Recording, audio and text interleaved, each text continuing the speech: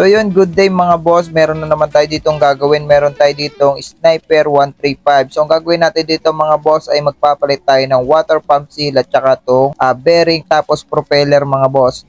So itong babaklasin natin. Unang natin gagawin, baklasin natin itong dalawang 8mm para mabaklas natin itong lock ng propeller mga boss. Gamit lang kayo ng flat screw para matanggal nyo yung lock. So yan po mga boss, natanggalan natin yung lock ng propeller mga boss. Kung makikita nyo may bearing at dito ay may plate pang isa mga boss. Tapos yung sa likod ng plate ay may gasket na po yan diyan. Tapos baklasin na po natin to mga boss tong apat na 8mm pa para matanggal natin yung propeller mga boss. Yan, nabaklasan natin apat na 8mm. Tapos ito naman cover ng propeller. Yan, nabaklasan natin mga boss. Ngayon naman ay bunutin nyo lang yung propeller. Yan mga boss. Kung makikita nyo naman mga boss ay may nakita ako ditong tama. So ito po mga boss ay tumatama na sa oil seal. Yan mga boss, kung makikita nyo naman yung oil seal ay sira na siya. Ayan, sumisipol po yan mga boss. Kaya papalitan na natin to ng propeller at saka tong water pump seal mga boss. Ayan po yung papalitan natin. So una lang natin gawin mga boss bago natin baklasin yung oil seal ay kailangan tanggalin muna natin yung bearing. Yan, tanggalin lang natin yung bearing mga boss at tanggalan natin yung bearing. So papalitan na rin po natin yan. Tapos ngayon naman, gumamit kayo ng flat screw, sikwatin nyo lang yung water pump seal mga boss. So medyo mahirap lang to mga boss, kaya tsaga-tsaga lang yan, nabaklasan natin.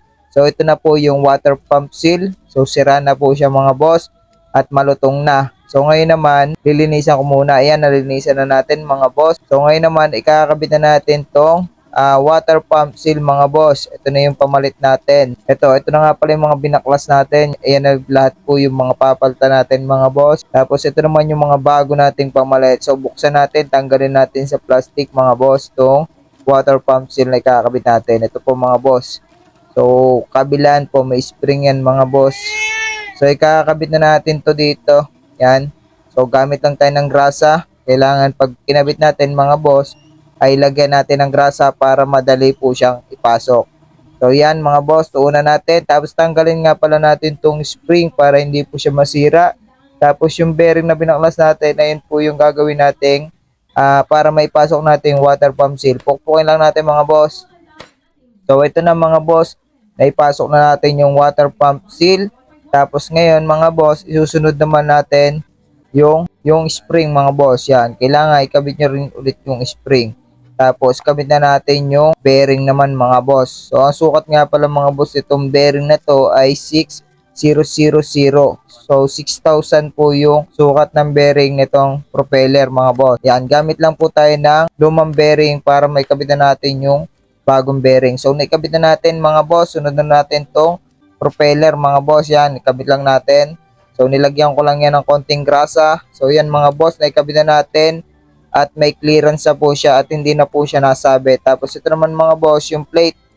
Kabit na rin po natin yan. Itama nyo lang po sa tornilyuhan. Tapos ito na po yung lock mga boss ng propeller. Yan, ilock na natin mga boss. Naikot lang natin at hanapin natin yung tamang tornilyuhan niya mga boss.